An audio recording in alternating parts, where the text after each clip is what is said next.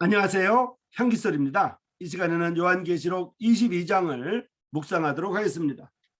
요한계시록 22장은 계시록 마지막 장이며 성경 전체의 마지막 장입니다. 이 요한계시록 22장을 상고하기 전에 먼저 알아야 할 것은 이 22장이 21장의 보충이 아니라는 점입니다. 하나님의 영원한 계획은 21장에서 완전히 끝났기 때문에 무엇을 더할 필요가 없습니다. 22장 1절부터 5절까지는 천년왕국 시대와 영원시대의 교체 과정을 묘사한 것입니다. 22장 1절 2절은 천년왕국의 설명인데요. 에스겔서 47장의 말씀을 인용했습니다. 요한계시록 22장 3절에서 5절까지는 새하늘과 새 땅의 영원세계의 모습을 묘사한 것입니다. 이를 잘 분별하여 혼동을 일으키지 말아야 합니다. 22장 1절과 2절은 새하늘과 새 땅이 아닙니다. 이는 주를 믿고 영생을 얻는 진리와 맞지 않을 뿐만 아니라 요한계시록 21장의 기록과 충돌하며 상호 모순이 되기 때문입니다. 창세기부터 요한계시록까지의 성경 말씀은 한마디도 모순이나 충돌이 없습니다. 만약 모순이나 충돌이 있다면 이는 성경 해석의 착오일 뿐입니다. 그러면 한 절 한 절을 읽고 묵상하겠습니다. 22장 1절입니다. 또 저가 수정같이 맑은 생명수의 강을 내게 보이니 하나님과 및 어린 양의 보좌로부터 나서라고 되어 있습니다. 생명수 강의 물은 심령이 갈급한 자의 피로를 채웁니다. 이미 중생한 구원받은 성도는 그 안에 주님께서 생명의 원천이 되어 계시기 때문에 생명강의 물의 공급을 필요로 하지 않습니다. 주님께서 말씀하시기를 내가 주는 물을 먹는 자는 영원히 목마르지 아니하리니 나의 주는 물은 그 속에서 영생하도록 솟아나는 샘물이 되리라 라고 하셨습니다. 또한 나를 믿는 자는 성경의 이름과 같이 그 배에서 생수의 강이 흘러내리라고 하셨습니다. 새하늘과 새 땅에 들어간 사람들은 모두 이미 중생하였으므로 생명강의 물이 그들 안에 있습니다. 그들은 영원히 가라지 않으므로 생명강의 물로 공급받을 필요가 없습니다. 그러므로 이 생명의 강은 새하늘과 새 땅을 가리키는 게 아니라 천년왕국을 가리키는 말입니다. 천년왕국에 들어간 사람들은 몸의 변화를 겪지 않고 원래 육체 그대로 들어간 것입니다. 그래서 그들은 생명강의 물로 갈증을 채워야 합니다. 이제 22장 2절을 보겠습니다. 길 가운데로 흐르더라. 강 좌우에 생명나무가 있어 12가지 실과를 맺히되 달마다 그 실과를 맺히고 그 나무 잎사귀들은 만국을 소성하기 위하여 있더라라고 되어 있습니다. 본절 말씀에서 우리는 세 가지 일을 보게 되는데요. 첫째는 생명나무의 열매고, 둘째는 달마다이며, 셋째는 만국을 소성하는 생명나무 잎사귀입니다. 이 말씀은 에스겔 47장 12절의 말씀을 증거하고 있습니다. 먼저 생명나무의 열매가 나오는데요. 생명나무의 열매는 심령이 갈급한 자를 위하여 예비한 것입니다. 회개하고 주님을 믿는 자에게는 생명의 주님이 이미 그 속에 들어가 계시기 때문에 다시 가라지 않고 배고프지도 않습니다. 그래서 그들은 생명나무의 열매로 영생할 필요가 없습니다. 이 생명나무의 열매는 천년왕국 시대의 백성을 위하여 예비된 것입니다. 그들은 비록 천년왕국에 들어갔으나 육체가 변화되지 않았습니다. 그러므로 생명나무의 열매를 의지하여 영생해야 할 필요가 있습니다. 그래야 비로소 천세를 누리기 때문입니다. 천세의 장수를 누리기 때문입니다. 새하늘과 새 땅으로 들어갈 때에는 영원히 썩지 않는 몸을 입어야 합니다. 그렇게 되면 그들도 은혜 시대의 성도와 같이 다시는 굶주리지 않고 새하늘과 새 땅에서 영원히 살 것입니다. 그러므로 생명나무의 열매는 새하늘과 새 땅을 가리키는 말이 아닙니다. 달마다 열매를 맺고라고 되어 있는데요. 1년은 12개월이 있어서 주나 추동 4계절로 나뉘어져 있습니다. 달과 계절의 근원은 해와 달로 낮과 밤을 나누는 데서 나옵니다. 새하늘과 새 땅에서는 해와 달이 근본적으로 존재하지 않습니다. 영원한 시대에는 시간의 제한이 없습니다. 그런데 어디서 1년 12달이 있겠습니까? 그러므로 12달 모두 열매를 맺는다는 것은 새하늘과 새 땅을 말하지 않습니다. 그 잎사귀는 만인을 치료한다라고 되어 있는데요. 요한계시록 21장에서 새하늘과 새 땅은 완전하여 티도 흠도 없는 세계입니다. 그곳에는 근본적으로 질병이나 아픔이 없습니다. 만약 잎사귀로 만민을 치료함을 새하늘과 새 땅으로 끌고 들어온다면 모순이 되는 것이죠. 잎사귀로 만민을 치료함은 천년왕국 시대를 가리키는 것입니다. 천년왕국 안의 백성의 육체는 아직 변화되지 않은 상태입니다.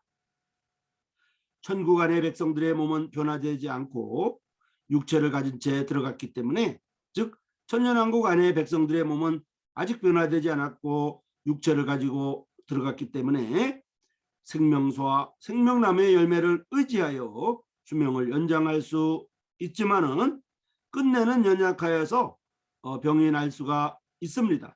이때 생명나무의 잎사귀를 먹고 치료합니다. 22장 3절을 보겠습니다. 다시 저주가 없으며 하나님과 그 어린 양의 보좌가 그 가운데 있으리니 그의 종들이 그를 섬기며 라고 되어 있습니다. 요한계시록 22장 1절과 5절은 천년왕국과 새하늘과 새 땅의 시대의 교체 과정이며, 요한계시록 22장 1절과 2절은 천년왕국 시대의 모습을 거듭 말하는 것이 되겠습니다. 요한계시록 22장 3절부터는 이미 새하늘과 새 땅의 시대에 들어간 상태입니다. 다시라는 두 글자를 주의하여야 합니다. 이는 요한계시록 22장 1절과 2절 이후를 가리킵니다. 다시 저주가 없으며, 이는 새하늘과 새 땅의 시대에는 다시 저주가 없음을 가리킵니다. 천년왕국 시대에는 인류는 아직도 연약하여 범죄함으로 하나님의 저주를 받습니다. 새하늘과 새 땅은 완전한 그리고 흠이 없는 세계이기 때문에 죄악도 없습니다. 죄악이 없으니 저주도 없습니다. 거룩한 성에 하나님과 그 어린 양의 보좌가 있으리니 라고 되어 있는데요. 성은 교회가 영원히 거할 곳입니다. 하나님과 어린 양의 보좌가 성 안에 있음은 하나님과 교회가 영원히 함께 있을 것을 의미합니다. 그의 종들이 그를 섬기리니 라고 되어 있는데요. 모든 성도들이 영원 세계에서 영원히 주님을 섬기는 것을 가리킵니다. 22장 4절을 보겠습니다. 그의 얼굴을 볼 터이요 그의 이름도 저희 이마에 있으리라 라고 되어 있습니다. 그의 얼굴을 볼 터이요 라고 되어 있는데요. 현재 성도가 세상에 있을 때는 육체 제한을 받아 주님의 참모습을 볼 수 없습니다. 하지만 육체를 벗어나 영광에 들어갈 때에는 얼굴과 얼굴을 대하며 하나님의 참모습을 볼 수 있습니다. 그의 이름도 반드시 저희 이마에 있으리라 라고 되어 있는데요. 주님께서 자기 이름을 성도들의 이마에 쓰심은 주님께서 공개적으로 승인하시는 것입니다. 22장 5절을 보겠습니다. 다시 밤이 없겠고 등불과 햇빛이 쓸데없으니 이는 주 하나님이 저에게 비치심이라. 저희가 세세토록 왕노릇 하리로다 라고 되어 있습니다. 다시 밤이 없겠고 라고 되어 있는데요. 천년왕국 시대에는 낮과 밤이 있으나 새하늘과 새 땅에는 낮과 밤이 없습니다. 이는 광명하고 찬란한 세계입니다. 거기는 낮이 있을 뿐 어두운 밤은 없습니다. 등불과 햇빛이 쓸데없으니 라고 되어 있는데요. 새하늘과 새 땅은 영원 세계이므로 물질적 등불이 필요 없습니다. 어린 양이 성의 등불이 되므로 햇빛이 필요 없습니다. 하나님의 영광이 그들을 비추기 때문입니다. 저희가 세세토록 왕노릇 하리로다 라고 되어 있는데요. 이들은 주님의 도를 위하여 괴로움을 인내한 사람들입니다. 그들은 영원 세계에서 세세토록 왕노릇 하는데 대환란 중에 죽임을 당한 유대인과 다릅니다. 그들은 다만 천년왕국에서 천년 동안 왕노릇 합니다. 22장 6절을 보겠습니다. 또 그가 내게 말하기를 이 말은 신실하고 참된지라 주 곧 선지자들의 영의 하나님이 그의 종들에게 결코 속히 될 일을 보이시려고 그의 천사를 보내셨도다 라고 되어 있습니다. 천사는 주님을 증거합니다. 주님의 말은 절대로 믿을 수 있음을 증거하고 또 선지자들이 말한 예언 즉시 또 선지자들이 말한 예언도 역시 주님의 영에 감동되어 한 말이 있기에 신실하고 참되다고 증거합니다. 선지자를 감동시킨 영이 하나님 자신이기 때문입니다. 천사가 나오는데요. 또는 사자라고 되어 있습니다. 천사 혹은 사자, 천사 혹은 사자가 나오는데요. 요한에게 계시한 천사를 가리킵니다. 종이 나오는데요. 사도 요한을 가리킵니다. 그는 하나님께서 중히 쓰시는 종입니다. 22장 7절을 보겠습니다. 보라 내가 속히 오리니 이 책의 열의 말씀을 지키는 자가 복이 있으리라 하더라 라고 되어 있습니다. 내가 속히 오리니 라고 되어 있는데요. 오늘 세상에서 발생하는 일과 징조를 보면 주님의 오실 날이 가까움을 알 수가 있습니다. 모든 성도들은 경성하고 근신하여 주님의 오심을 기다려야 합니다. 이 책의 예언의 말씀을 지키는 자는 복이 있으리라 라고 되어 있는데요. 예언의 말을 지키는 것은 복받는 세 가지 조건 중에 하나입니다. 첫 번째 복은 이 책의 예언의 말씀을 읽는 자는 복이 있다는 것이고, 두 번째 복은 이 책의 예언의 말씀을 듣는 자는 복이 있다는 것이고, 셋째 복은 이 책의 예언을 지키는 자는 복이 있다는 것입니다. 물론 이 책의 예언을 지키는 자는 더욱 복이 있을 것입니다. 22장 8절을 보겠습니다. 이것들을 보고 들은 자는 나 요한이니 내가 듣고 볼 때 이 일을 내게 보이던 천사의 발 앞에 경배하려고 엎드렸더니 라고 되어 있습니다. 요한은 사도로서 하나님께서 크게 쓰시는 종입니다. 또한 주님께서 사랑하시는 제자입니다. 그런데도 천사를 보고 엎드려 경배하려 하였습니다. 이는 요한의 두 번째 실패입니다. 첫 번째는 계시록 19장 10절에서입니다. 그때 요한이 천사에게 경배하려 할 때 그 천사가 즉각 말렸습니다. 그런데 이제도 또 천사에게 경배하려 하였습니다. 이는 사람의 연약을 보여줍니다. 22장 9절을 보겠습니다. 저가 내게 말하기를 나는 너와 내 형제 선지자들과 또 이 책의 말을 지키는 자들과 함께 된 종이니 그래하지 말고 오직 하나님께 경배하라 하더라라고 되어 있습니다. 천사는 요한을 저지하여 그의 경배를 허락하지 않았습니다. 또 선지자의 지위와 신분이 아무리 높다고 할지라도, 은사의 능력이 아무리 크다고 할지라도 하나님의 종에 지나지 않고 하나님만이 우리의 경배를 받기에 합당하다고 일깨워 주었습니다. 불쌍하게도 큰 음녀 로마 천주교는 그들의 교인들을 유혹하여 사도와 성도와 마리아 우상을 경배케 하고, 교황도 공개적으로 사람들의 경배를 받음으로 하나님의 영광을 약탈합니다. 그들은 이로써 제1계명과 제2계명을 범하였습니다. 하나님은 이를 미워하십니다. 22장 10절을 보겠습니다. 또 내게 말하되 이 책의 열의 말씀을 인봉하지 말라. 때가 가까우니라 라고 되어 있습니다. 본절의 말씀은 주님께서 다니엘에게 분부하신 말씀과 상반됩니다. 다니엘이 살던 시대는 장차 발생할 일과 아직 거리가 멀었기 때문입니다. 그래서 주님께서 예언을 봉하라고 분부하셨습니다. 그러나 사도 요한은 다릅니다. 그는 일어날 길이 가까웠기에 성도들을 일깨워야 했습니다. 그러므로 천사는 요한에게 책의 예언의 말씀을 인봉하지 말라고 하였습니다. 계시록은 교회로 하나님의 영원한 계획을 알게 하기 위함입니다. 주님께서 3번이나 연달아 반드시 속히 오리라고 하셨습니다. 이는 성도들로 믿음을 확고히 하여 주님의 다시 오심을 기다리게 함이 되겠습니다. 22장 11절을 보겠습니다. 불의를 하는 자는 그대로 불의를 하고, 더러운 자는 그대로 더럽고, 의로운 자는 그대로 의를 행하고, 거룩한 자는 그대로 거룩되게 되라 라고 하였습니다. 불의를 하는 자가 나오는데요. 죄악을 연모하며 끝까지 회개하지 않는 자들을 가리킵니다. 하나님은 그들로 계속 범죄하도록 내어버려 두십니다. 의로운 자가 나오는데요. 믿음으로 의롭게 된 자들입니다. 그들은 하나님 앞에 영원히 의롭습니다. 거룩한 자가 나오는데요. 주님의 보혈로 구속된 자들입니다. 하나님의 눈에 그들은 거룩하며 흠이 없습니다. 주님의 보혈은 영원한 경험이 있으므로 주님을 믿는 자는 영원히 완전합니다. 22장 12절을 보겠습니다. 이제 그 제목에 제가 써놓은 건데요. 보라 내가 속히 이르리니 내가 줄 상이 내게 있어 각 사람에게 그의 일한 대로 갚아주리라 라고 되어 있습니다. 어떤 번역본에는 보라 내가 반드시 속히 올 것이며 나의 보수를 갖고 와서 각 사람의 행위대로 각 사람에게 보응하리라 라고 되어 있습니다.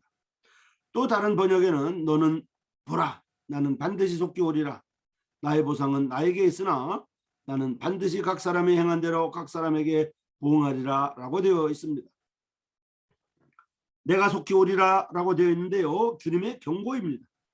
상이 내게 있어라고 되어 있는데요. 상은 보수 또는 보응, 보상, 삭, 벌 이런 뜻입니다. 요한 2서 8절에 온전한 상 또는 만족한 상 또는 요한계시록 11장 8절에 물온대소하고 주의 이름을 경외하는 자들에게 상 주시며 라고 하는 상과 동일한 단어입니다. 형벌의 뜻은 전혀 없습니다. 각 사람의 행위대로 그에게 갚아주리라 라고 되어 있는데요. 주님의 다시 오심은 성도에게는 기쁜 소식입니다. 그분이 오실 때 벌을 가지고 오시는 것이 아니라 만족한 상을 갖고 오십니다. 성도는 세상에서 일한 대로 상을 받습니다. 만약 그들의 한 일이 풀이나 집이나 나무나 같이 불이 타버리는 일이라면 주님의 상을 받지 못할 것입니다. 그가 구원을 얻는다 할지라도 빈손으로 영원세계에 들어갈 것입니다. 그러나 죄에 대한 형벌은 받지 않습니다. 이는 성도가 범한 과오는 주님께서 이미 엄히 경계하셨기 때문입니다. 엄히 징계를 하셨기 때문입니다. 주님께서 생전에 범죄한 성도들을 징계하시는 것은 세상 사람과 함께 정죄되지 않기 위함입니다. 주님을 믿는 사람은 다시 정죄함이 없다고 되어 있습니다. 22장 13절을 보겠습니다. 나는 알파와 오메가요 처음과 나중이요 시작과 끝이라 라고 되어 있습니다. 본절은 주님이 우주 만물의 근원이시며 시작과 끝인 하나님이시요 시간과 공간의 제한을 받지 않는 영원히 살아계시는 하나님이심을 말하고 있습니다. 그 두루마기를 빠는 자들은 복이 있으니 이는 저희가 생명나무에 나아가며 문들을 통하여 성에 들어갈 권세를 얻으려 함이로라 라고 되어 있습니다. 자기의 의복을 깨끗이 빠는 자가 누구일까요? 즉 그리스도인입니다. 그들은 주님의 보혈을 의지하여 자기의 죄를 깨끗이 씻습니다. 생명나무와 문, 이 두 가지는 모두 주 예수님 자신을 가리키고 있습니다. 그분은 생명나무일 뿐만 아니라 또한 구원의 문이십니다. 주님의 보혈로 모든 죄를 깨끗이 씻은 사람들은 주님과 함께 영생을 누립니다. 22장 15절을 보겠습니다. 개들과 술객들과 행음자들과 살인자들과 우상숭배자들과 및 거짓말을 좋아하며 지어내는 자마다 성 밖에 있으리라 라고 되어 있습니다. 성 밖에란 말은 새하늘과 새 땅 밖을 가리키는 말입니다. 개들이라고 되어 있는데요. 믿지 않는 악인을 가리킵니다. 그들은 하나님 앞에서는 더러운 개의 위치에 있습니다. 그들은 사수를 행하며 음행하고 살인하며 우상을 숭배하고 거짓말하는 자니 거룩한 성에 참여할 수가 없습니다. 22장 16절을 보겠습니다. 나 예수는 교회들을 위하여 내 사자를 보내어 이것들을 너에게 증거하게 하였노라. 나는 다윗의 뿌리요 자손이니 곧 광명한 새벽별이라 하시더라 라고 되어 있습니다. 나 예수라고 하는 것은 계시록 전체를 통하여 여기에서만 주님께서 직접 자기 이름을 말씀하셨습니다. 예수라고 되어 있는데요. 이 뜻은 자기 백성을 저희 죄에서 구하신다는 뜻입니다. 주님께서 자기 이름을 말씀하신 것은 교회에게 자신이 구세주이심을 밝히기 위해서입니다. 사자라고 되어 있는데요. 주님의 이름으로 보내심을 받은 모든 선지자, 모든 사도, 모든 하나님의 종, 모든 천사들을 말합니다. 그들은 모두가 주님의 사자입니다. 그들이 보내심을 받는 것은 주님을 증거하기 위해서입니다. 나는 다윗의 뿌리라고 되어 있는데요. 육체로 말하면 주님은 다윗의 후손으로 오셨습니다. 그래서 다윗의 뿌리입니다. 그러나 주님은 다윗의 주님이시기도 합니다. 또한 자손이니라고 되어 있는데요. 왕의 족보에 의하면 주님은 다윗의 후예입니다. 나는 광명한 새벽별이라고 되어 있는데요. 광명한 새벽별은 주님께서 다시 오심을 나타냅니다. 새벽별이 나올 때는 가장 어두울 때입니다. 이는 어두운 데서 걷는 자들을 비춰주기 위해서입니다. 그들로 실족하여 넘어지지 않게 하기 위해서입니다. 잠자는 자들은 새벽별에 참가할 수가 없습니다. 광명한 새벽별은 주님 자신입니다. 주님은 죄악된 세상에 사는 자녀들을 비추십니다. 주님은 그들의 마음속에 계시면서 인도하며 그 암의 세상에서 하늘에 속한 길을 걷게 하십니다. 22장 17절을 보겠습니다. 성령과 신부가 말씀하시기를 오라 하시는도다. 듣는 자도 오라 할 것이요 목마른 자도 올 것이요 또 원하는 자는 값없이 생명수를 받으리라 하시더라라고 되어 있습니다. 여기에서 세 가지 부르는 소리가 나옵니다. 첫째는 성령은 하나님 자신을 말합니다. 신부는 교회를 말합니다. 듣는 자는 복음과 예언을 듣는 사람들을 말합니다. 즉 성령은 하나님 자신을, 신부는 교회를, 듣는 자는 복음과 예언의 말씀을 듣는 사람들을 각각 가리킵니다. 부르는 대상은 목마른 자, 즉 아직 주님을 영접하지 않은 사람들입니다. 주님께서 그들을 부르십니다. 회개하고 죄악을 떠나 주님을 영접하여 값없이 구원 얻을 것을 호소하십니다. 하나님의 뜻은 한 사람도 멸망하지 않고 모든 사람이 회개함을 원하십니다. 믿기 원하는 자는 누구나 값없이 영생을 얻을 수가 있습니다. 이제 22장 18절과 19절을 읽겠습니다. 내가 이 책의 연의 말씀을 듣는 각인에게 증거하노니 만일 누구든지 이것들 외에 더하면 하나님의 이 책에 기록된 재앙들을 그에게 더하실 터이요 만약 누구든지 이 책의 연의 말씀에서 제하여 버리면 하나님이 이 책에 기록된 생명나무와 및 거룩한 성의 참여함을 제하여 버리시리라 라고 되어 있습니다. 주님께서 이 책의 예언을 더하거나 감하는 것을 허락하지 않으십니다. 그렇게 함으로써 이 책의 의미를 훼손하여 사람들을 해치는 것을 피할 수 있습니다. 주님의 말씀은 순전함으로 더하거나 덜할 수가 없습니다. 만일 어떤 이가 이 예언에서 무엇을 더하면 그는 하나님의 엄중한 처벌을 받을 것입니다. 또한 이 책의 예언에서 무엇이든지 제하면, 즉 빼면 생명나무와 거룩한 성에 참여할 수 없으며 그 결과는 영원한 멸망입니다. 이제 22장 20절을 읽겠습니다. 이것들을 증거하시니가 가라사대 내가 진실로 속히 오리라 하시거늘 아멘 주 예수여 오시옵소서 라고 되어 있습니다. 주님께서 속히 오실 것을 거듭 말씀하십니다. 주님의 다시 오심은 교회의 유일한 소망입니다. 22장 21절 마지막을 읽겠습니다. 주 예수의 은혜가 모든 자들에게 있을지어다. 아멘. 교회와 성도에게 하시는 축복의 말씀입니다. 주님의 오심을 기다리는 동안에도 우리에게는 여전히 주님의 은혜가 필요합니다. 향기소리 시청자 여러분, 이 시간에는 요한계시록 22장 1절부터 마지막 절 21절까지를 읽었습니다.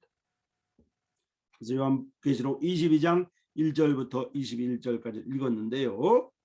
요한계시록 22장은 21장의 보충이 아니라는 점과 22장 1절과 2절은 천년왕국의 설명이고 에스겔서 47장의 말씀을 인용하고 있으며 요한계시록 22장 3절부터 5절까지는 새하늘과 새 땅의 영원세계의 모습을 묘사한 것이라고 하는 것을 다시 한번 강조를 드립니다. 22장 가운데 가장 눈에 띄고 가장 새겨들어야 할 말씀이 바로 보라 내가 속히 오리니 내가 줄 상이 내게 있어 각 사람에게 그의 일한 대로 갚아주리라고 하는 요한계시록 22장 12절의 말씀, 이 말씀을 마지막으로 강조하면서 다음 이 시간까지 안녕히 계시라고 말씀드리고 싶습니다. 향기소리 시청자 여러분, 다음 이 시간까지 안녕히 계십시오. 고맙습니다.